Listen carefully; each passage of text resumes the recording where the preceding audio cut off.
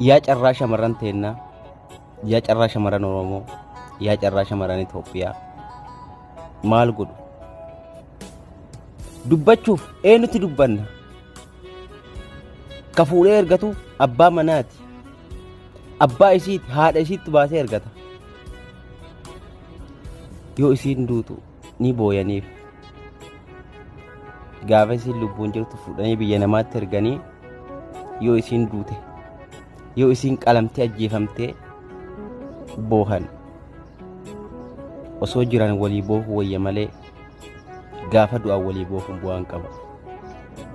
Nu humaa gochuu hin dandeenyu. Warri dhufanii jiran adaraa Rabbii jedhaa ijoollee teessan biyya namaatti hin erginaa.